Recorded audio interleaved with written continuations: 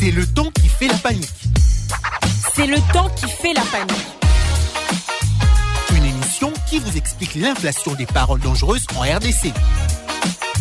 Chaque jour, dans les médias et surtout les médias sociaux, nous constatons que la manière dont nous parlons entre nous crée de plus en plus de divergences. Et souvent, on ne réalise pas que nos paroles peuvent provoquer un sentiment de haine envers l'autre. C'est le temps qui fait la panique.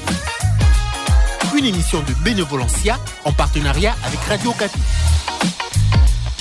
Bonjour à toutes et à tous et bienvenue dans C'est le temps qui fait la panique, votre émission qui alerte sur la prolifération des discours dangereux en République démocratique du Congo. Ici, nous analysons les mots, les discours, les langages et leur impact sur notre vivre ensemble. Je m'appelle Ronéline Thibonera, avec moi dans ces studios, Babel Mpongo. Bonjour Babel. Bonjour Ronélie, bonjour à toutes et à tous. Alors cette semaine, nous portons notre attention sur la multiplicité des tentatives et de coups d'État sur le continent africain. Des groupes de militaires issus des forces loyalistes sont en grande partie pointés du doigt dans ces démarches trop peu soutenues pour accéder au pouvoir. Exactement Babel. Les cas les plus récents concernent la Guinée-Bissau et le Bénin. Au Bénin par exemple, le président Patrice Talon a vu son pouvoir sauvé de justesse d'une tentative de coup d'État orchestrée par un groupe de soldats. En Guinée-Bissau, en revanche, Umaro Sissoko Embalo se vit destitué par la haute cour militaire de son pays, provoquant l'inquiétude des membres de la CEDEAO face à la multiplication des coups d'État dans la région.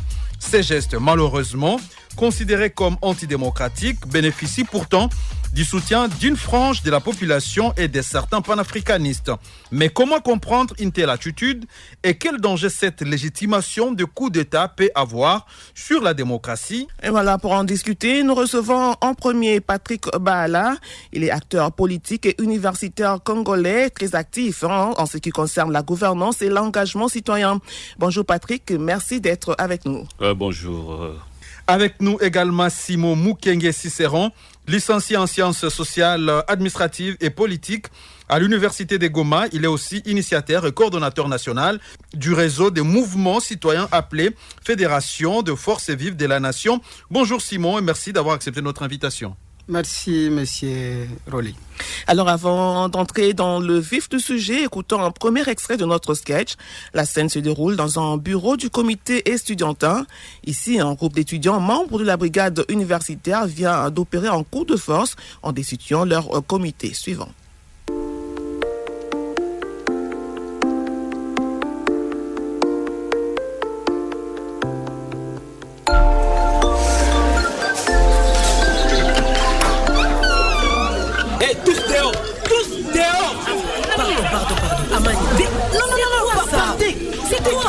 Attends, comment osez-vous débarquer ici? Comment? En plus avec des gourdins en nous menaçant. Je vous rappelle, ici c'est les bureaux du comité des étudiants. Kitoko, donc fais gaffe. Kitoko, tais-toi. Tais-toi ici. On ne vous reconnaît plus. Toi et ton comité de merde là. Allez dehors. Calme-toi. Vous êtes limogé. Calme-toi un peu. C'est quoi? Non. On en a assez de votre injustice. Quelle injustice? Vous êtes posé dans vos fauteuils, clim à fond, pendant que nous on rentre dehors. Tu trouves ça normal? J'ai dit, hein. Et c'est donc avec cette force brutale que tu crois résoudre le problème, c'est ça? Tout moyen est permis pour libérer la communauté des étudiants. Nous sommes venus installer un nouveau comité, point. Enfin! Oh Nzambi, voilà des vaillants qui vont nous libérer. Non, le gars, on peut se poser et discuter. Non, ça suffit qu'il ça suffit, tu dégages. Tu vas dégager ici maintenant. Tu vas dégager. On ne veut plus de vous. Dehors.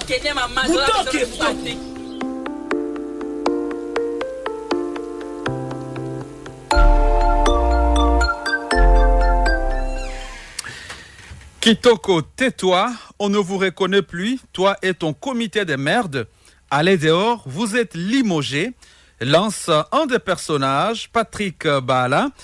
Quelles sont les principales raisons qui poussent certains citoyens à soutenir verbalement les coups d'État, voire les rébellions? Merci Ronélie d'abord pour l'invitation. Je vous salue. Je salue Monsieur Simon en face de moi et les milliers des auditeurs qui nous suivent à pareil moment.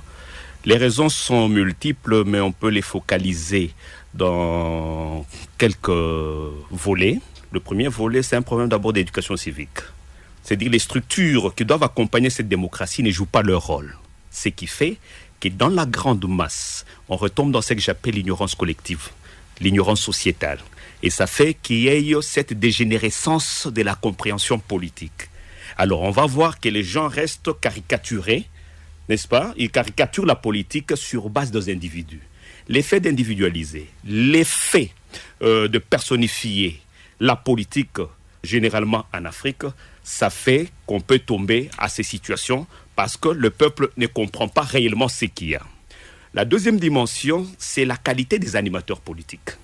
Parce que nous parlons de démocratie, la qualité des animateurs politiques qui se présentent lors des échéances électorales, parce qu'on parle de démocratie, il faut savoir que la démocratie est assise sur 4 piliers fondamentaux. C'est sur base de ces 4 que les gens vous jugent. Qui vous juge? La masse populaire, elle n'attend voir que des résultats. S'il y a violation des droits fondamentaux, des droits de l'homme, cette population crie contre vous. S'il y a de l'injustice sociale, cette population crie contre vous. Et quand il y a des difficultés de gouvernance en matière de détournement, de corruption, tout ce qui est en train de se passer, ça fait que ça crée de frustration. Et il y a maintenant des récupérateurs à nos troubles.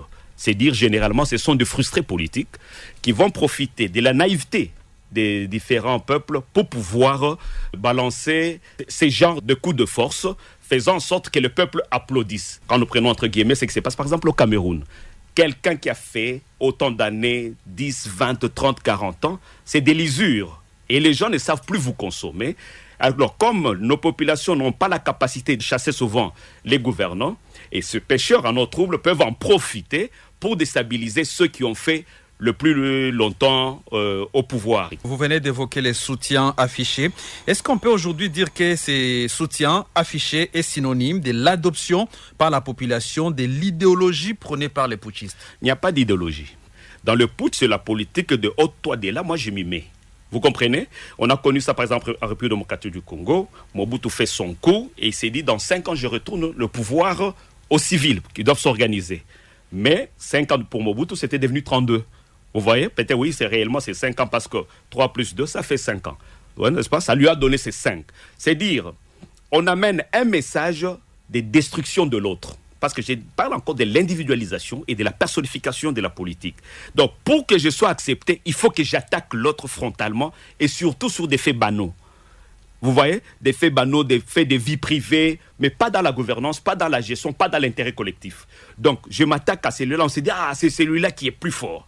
C'est lui qui insulte l'autre, c'est le meilleur. Voilà ce qu'on a donné comme éducation dans la population. Si tu n'insultes pas, tu fais des analyses, ça, c'est pas un bon politique. Un bon politique, c'est celui qui sait attaquer l'autre face à face, il lui parle, il lui dit des vérités. Mais quelles sont les vérités qui peuvent apporter le bénéfice commun à tout le monde? Il n'y en a pas. Merci Patrick Baala pour cette intervention. Je me tourne vers vous, Simon Mukinge. Monsieur Baala vient d'évoquer déjà certaines raisons qui expliquent que certaines populations soutiennent le coup d'État. Selon vous, alors, quelle autre raison pousserait certaines populations à continuer de soutenir des coups d'État alors même que l'histoire démontre qu'ils n'ont finalement pas conduit à des changements durables ou positifs? Merci madame pour la question. Je salue le peuple congolais, je salue tous les activistes qui nous suivent à ce moment. Ce qu'il faut retenir à la question, madame, c'est que généralement, le continent africain, c'est le continent qui compte plus des coups d'État au monde. Quand vous prenez la proportion, c'est toujours les colonies françaises qui sont embarrassées par les coups d'État de façon répétitive. Ça, c'est la genèse depuis 1955. Et quand vous prenez de 1955 et en 1960-65, c'était une élite des élites politiques, généralement en Afrique. Et après cette génération de 50 à 80, on a eu une petite possibilité de stabilité en Afrique et les coups d'État ont disparu. Et arrivé les années 90, les années 2000, et quand vous prenez maintenant la proportion des années 2010 jusqu'en 2014, vous allez comprendre que ça s'est transformé, par exemple, le printemps arabe, qui a remplacé les coups d'État en Afrique. C'est-à-dire, c'est le printemps arabe en Afrique maghrébine qui avait remplacé beaucoup plus les coups d'État, et c'était les frustrations populaires. Et quand vous prenez la révolution égyptienne, quand vous prenez la révolution tunisienne, quand vous prenez même la révolution libyenne qui s'était transformée en une guerre civile rapidement possible, c'est une mutation vers les coups d'État qui n'ont pas réussi pendant longtemps et les peuples ont pris en charge leur lutte non violente. Malheureusement, ça s'est transformé à la violence parce que quand vous êtes face à la violence n'engendre qu'un cycle de violence. Qu'est-ce qui fait à ce que les coups d'État soient répétitifs, surtout sur le continent africain, je m'excuse. C'est parce qu'il y a des raisons, par exemple, les raisons de frustration populaire. Il y a aussi absence de redevabilité. Il y a aussi contestation électorale. Il y a également la crise sécuritaire, la crise de gouvernance. Et quand vous prenez la crise de gouvernance, vous allez comprendre qu'il y a dedans la corruption, le tribalisme, il y a aussi les frustrations liées à l'insatisfaction populaire. C'est-à-dire la population se sent déjà abandonnée par les dirigeants et pour accéder à des dirigeants qui peuvent être capables de répondre à leurs desiderata, donc ils sont obligés de recourir à la force. Et la force, c'est le coup d'État. Parce que vous allez comprendre que moi, je suis du monde citoyen. C'est depuis 2012 que nous avons commencé la lutte citoyenne. Au même rang avec les ballets citoyens de Burkina Faso qui avaient embarrassé d'ailleurs un président de la République, qui ont chassé un président de la République. Et quand vous prenez aussi les mêmes années, il y a eu des soulèvements populaires partout là-bas. Mais ça n'a pas eu de réponse. Est-ce que vous pensez que ce langage qui glorifie la prise de pouvoir par la force encourage indirectement, d'une manière ou d'une autre, la violence et la militarisation de la politique? Bien évidemment. Donc la vie politique est faite par les valeurs communes. Dès lors que l'on s'encarte, vous vous exposez aux sanctions. Vous vous exposez à des pratiques telles que les coups d'État. Et si le peuple accompagne les coups d'État, le peuple lui-même s'expose également. Dans la mesure où les putschistes qui arrivent ne peuvent jamais adapter la situation ou les cadres démocratiques. Parce qu'un putschiste est venu par la force. Et comment est-ce qu'il va s'accommoder à la démocratie? Dans ces cas-là, le peuple, il est tourné en bourrique.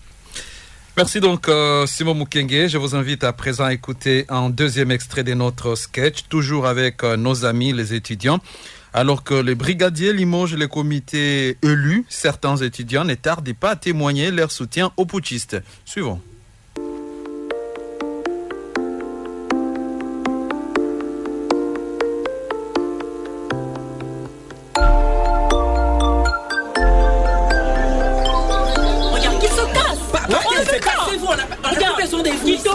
Ce comité a trahi la communauté universitaire. On ne veut plus d'eux, c'est clair, on ne veut plus d'eux. Non, oui, quoi, Inki? On va être libérés, c'est ça qu'on voulait. C'est ça qu'on voulait. S'il te plaît, je reconnais qu'il y a eu quelques problèmes avec ces comités. Mais si on soutient qu'ils soient renversés en utilisant la force, vraiment, tu ne penses pas qu'on légitime l'usage de cette brute force ici au campus? Un moyen de régler Oui, non. Attendez d'abord. Oui. Toi, tu dis ça parce que tu manges avec eux. Oui, c'est clair. Tu manges avec eux. Si tu vivais notre misère, tu serais pas en train de moraliser. Non. Regarde, oui. Je dis non. Il est temps de soutenir ceux qui osent mouiller le maillot. On en a assez. Finalement, quelqu'un qui capte. La liberté, ça ne se donne pas. Ça s'arrache. Exactement. Personne ne se lèvera pour eux. Personne. Oui. Et si vous avez besoin de renforts pour les sortir de leur bureau et les dégager du campus, on est là. Voilà. On est là. Voilà. Vous êtes nos vrais soldats. C'est vous nos vrais soldats. Merci beaucoup. Oui. Non.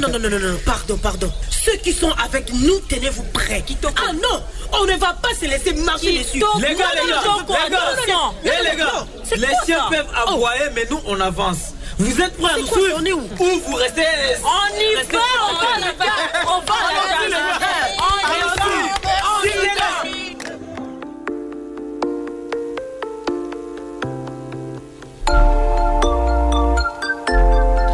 Mboui, toi tu dis ça parce que tu manges avec eux. Si tu vivais une autre misère, tu ne serais pas en train de moraliser ici, déclare l'un des étudiants qui dénonce ici la mauvaise gestion du comité déchu. Patrick Baala, est-ce que la légitimation des coups d'État par les citoyens fait partie intégrante de la liberté d'expression? Mais la liberté n'est liberté que quand elle est consciente. Quand elle est inconsciente, parce que dans ces cas, quand vous entrez dans la profondeur, vous trouvez que c'est une liberté inconsciente. Parce qu'après, les gens regrettent toujours, parce qu'une liberté consciente, elle s'est construite. Elle s'est construite sur une vision, sur une idéologie et sur des projections. Mais on risque de retomber dans ce qu'on a connu en 1960. L'indépendance, tout le monde a attendu l'indépendance. On a vécu les théâtres de l'indépendance.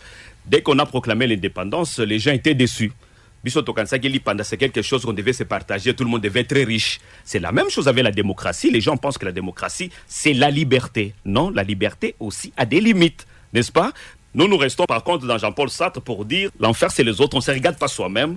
Ceux qui ont du mal à faire, ceux qui ont mal fait, ce sont les autres, mais soi-même, on ne se demande pas ce qu'on a apporté, comme dit John Kennedy. Avant d'interroger l'État sur ce que l'État devait faire pour toi, pose-toi la question toi-même d'abord, ce que tu as fait pour que l'État, c'est ça la liberté consciente. Vous la construisez, et dans la liberté consciente, une fois qu'on a une éducation civique, c'est facile de se dire, face à telle question, on peut exprimer notre ras-le-bol.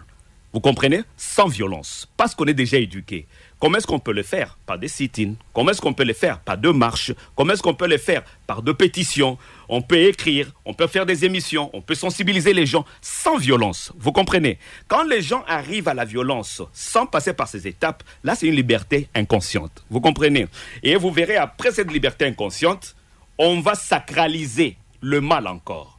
Parce que c'est lui qui a fait le putsch, comme je l'ai dit, n'est pas venu avec une vision. Lui est venu le pouvoir pour le pouvoir. Qu'est-ce qu'on va en soi ? Une certaine délinquance politique.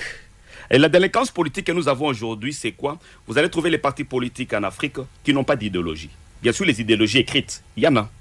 Qui n'ont pas de doctrine politique, qui n'ont pas de philosophie politique. Si on demande aux gens, prenons la République démocratique du Congo, sa politique est assise sur quelle philosophie politique ? Aucune. Mais ailleurs, quand vous parlez des Américains, c'est l'impérialisme. Ça, c'est leur fondement. Quand vous parlez de la France, on vous parle du prestige. Vous parlez de la Chine, on vous parle du win-win. Mais nous sommes assis sur quoi ? Vous voyez ? Ça, c'est un problème africain parce que la démocratie qui a été dictée, cette démocratie ne trouve pas de racines de répondants à l'intérieur. Nous trouvons la démocratie africaine, elle est plus dominée par les autocrates que par les démocrates. Donc, il va renforcer son pouvoir parce qu'étant assis, il a l'armée, il a la police. La police et l'armée qui sont à la charge des populations. Et c'est cette armée, cette police qui va se retourner encore contre cette population. Vous voyez, cette rupture qui va s'asseoir va créer des grandes frustrations. La liberté a des limites. Mais quand on arrive, par exemple, lors des coups d'État, on viole, et on vole, on brûle, on casse. Là, c'est déjà une violation d'abord des droits fondamentaux des autres. Des fois, on brûle les véhicules des innocents, on brûle les maisons d'autrui. Vous voyez un peu tout ça ? Mais Monsieur Bala, dans quelle mesure, au fait, les médias sociaux actuellement contribuent également à renforcer les discours qui légitiment la violence et les coups d'État ? Bon, c'est pas seulement les médias sociaux, c'est tous les médias. La multiplicité de ces partis, parce que chaque parti veut donner du temps, n'est-ce pas, pour être reconnu et connu. Et qu'est-ce qui s'est fait ? Chaque parti veut avoir un média qui parle pour lui. Et ce média aura véhiculé les messages au bénéfice de ces animateurs qui, d'ailleurs, n'ont pas de la qualité.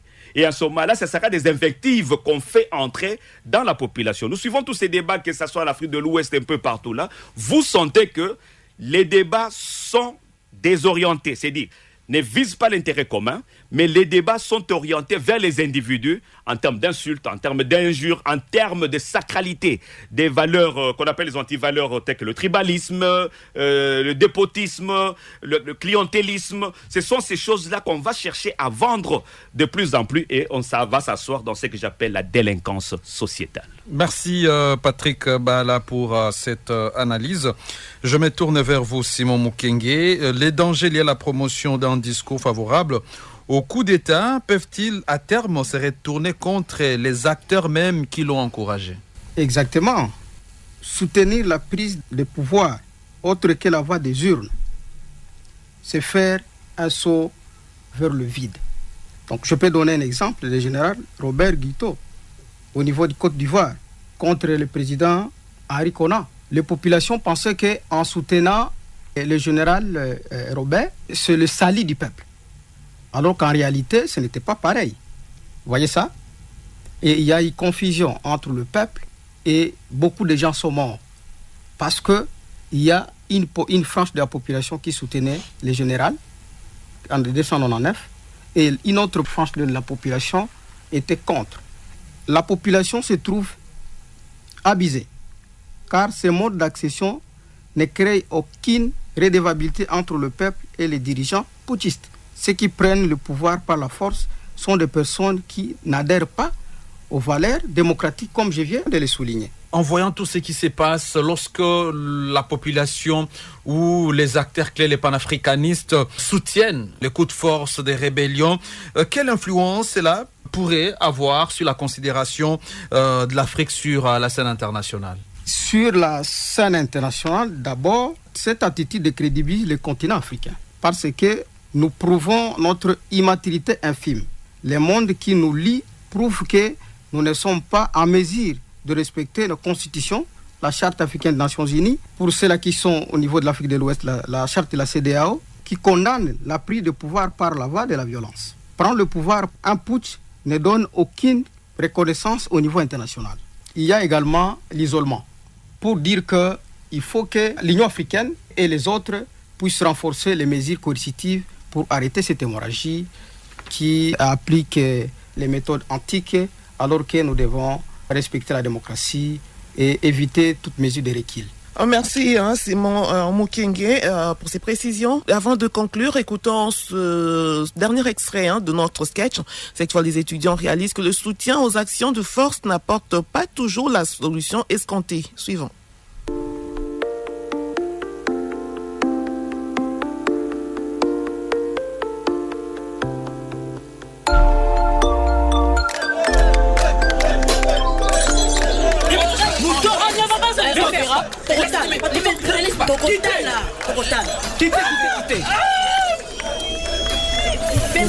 Attendez. Vous voyez maintenant? Mais attendez. Ils vont tout casser. Attendez, stop, s'il vous plaît. Arrêtez tout, s'il vous plaît. Tu vois? Qu'est-ce que tu espérais de C'est vous qui utilisez ces langages de force, non?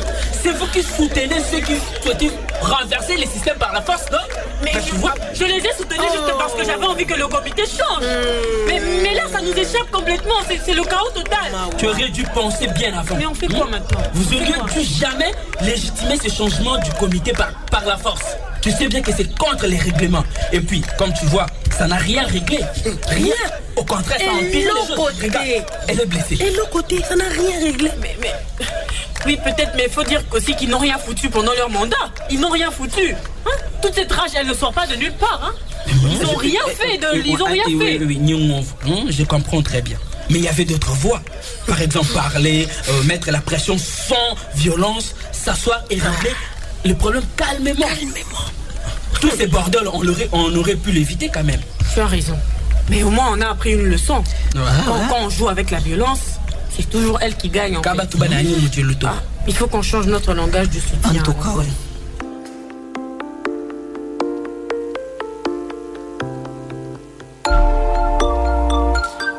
Tu as raison, au moins on a appris une leçon.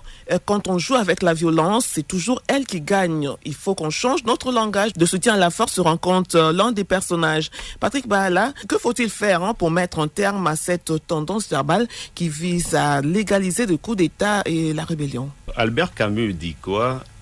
Le but de la vie, c'est de mourir en vivant. C'est dire quoi? Notre société africaine, d'une manière générale, est assise sur des acteurs et non sur des penseurs.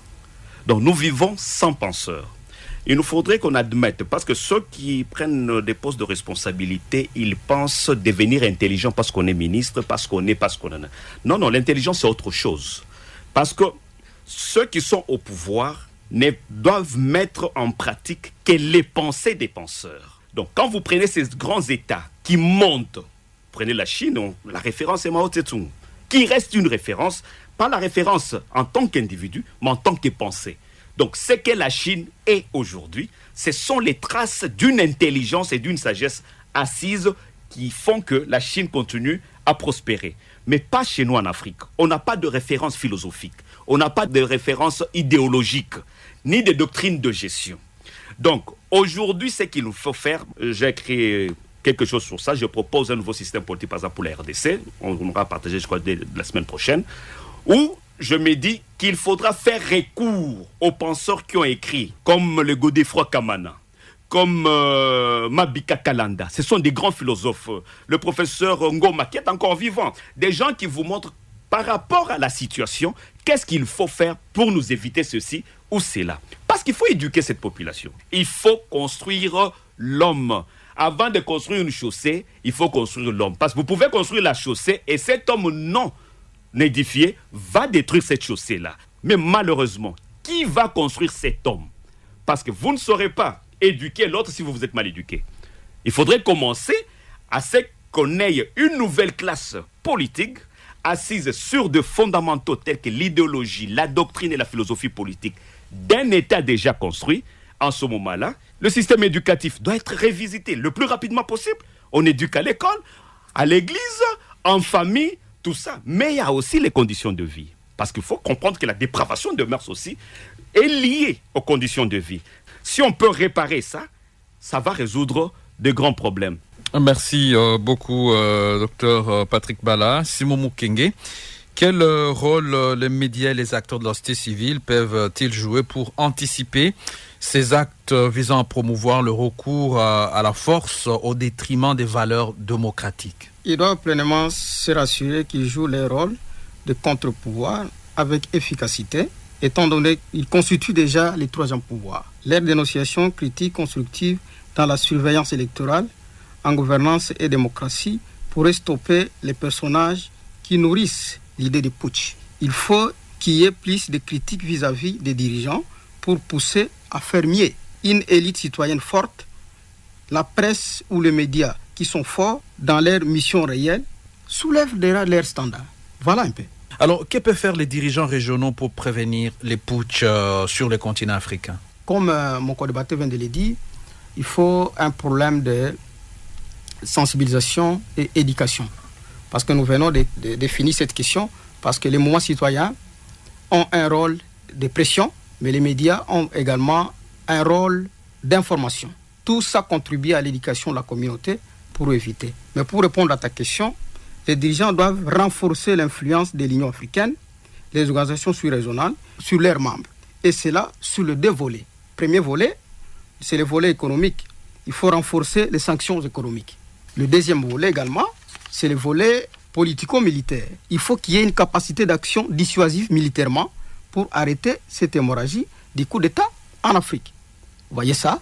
Si j'énonce le premier volet, c'est le volet qui peut nous aider. Parce que militairement, vous avez vu la question de la CEDEAO avec les trois pays. Il n'y a pas eu grand-chose. La CEDEAO voulait intervenir militairement et nous avons tous suivi.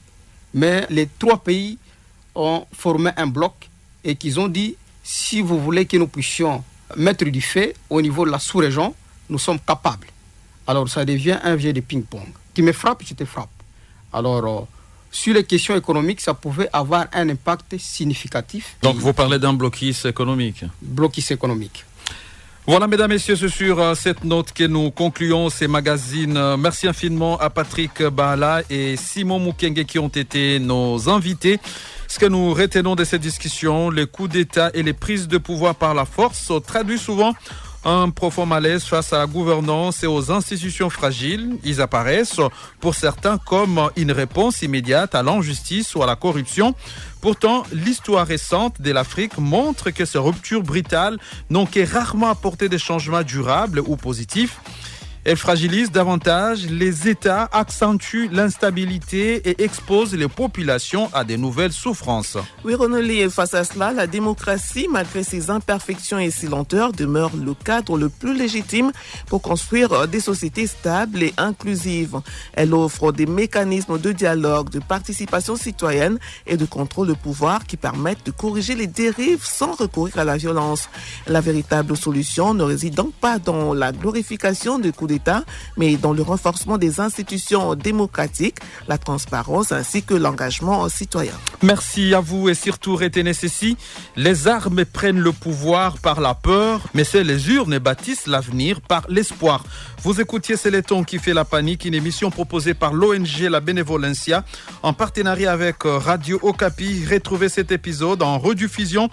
C'est samedi à 11h05 et 19h05 ou en podcast sur www.radiookapi.net et www.abarirdc.net. N'hésitez pas à nous laisser vos commentaires et suggestions sur les pages Facebook et X de Radio Okapi et Abari RDC. Merci encore et à très bientôt pour un nouvel épisode de C'est le ton qui fait la panique. Au revoir. Au revoir. C'est le temps qui fait la panique. Une émission de Bénévolencia en partenariat avec Radio Okapi.